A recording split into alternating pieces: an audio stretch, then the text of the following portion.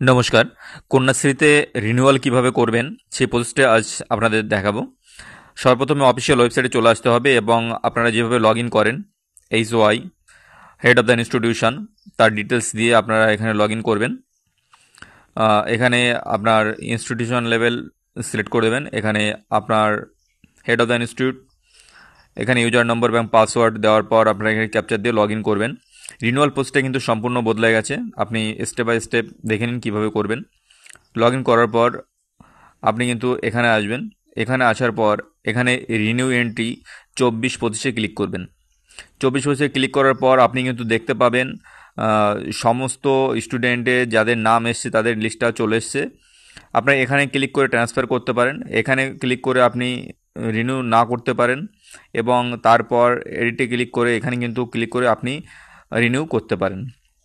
তো আমি একটা ক্লিক করছি এডিটে। ক্লিক করার পর আপনাদের সামনে এরকম একটা ড্যাশবোর্ড ওপেন হবে page. Application ID, class, caste, Aadhaar number, এখানে সমস্ত কিছু দেখাবে। আপনাকে কিন্তু এখানে আধার কার্ড আপলোড করতে হবে। আধার কার্ডটা কিন্তু একদম পরিষ্কার হতে হবে, সেটা কিন্তু ডিটেক্ট করবে টেক্সট, ইমেজ, আধার নাম্বার সমস্তটাই ডিটেক্ট করবে। তো আপনারা 100 কেবির আন্ডারে জেপিজি ফরম্যাটে আগে থেকে কিন্তু স্ক্যান করে রাখবেন যাতে আপনি সহজেই আপলোড করতে পারেন। অবশ্যই কিন্তু পরিষ্কার হতে হবে। এখানে ক্লিক করে আপনি কিন্তু আপলোড করতে পারেন। এখানে ক্লিক করার পর আপনি আপলোড করতে পারেন। এখানে ক্লিক করার পর এখানে দেখতে পাচ্ছেন এখানে কিন্তু একটা আধার কার্ড করেছি। তারপর আপনি কিন্তু এই ভেরিফাই আধার ডিটেলসে আপনি ক্লিক করবেন। কিছু সময় লোডিং হওয়ার পর এখানে কিন্তু দেখাবে আধার নম্বর এবং নেম অটোমেটিক কিন্তু ডিটেক্ট করবে।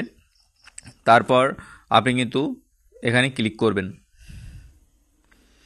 টেক্সট ভেরিফিকেশানে ক্লিক করার পর আপনাকে কিন্তু ইমেজ ভেরিফিকেশন করতে হবে।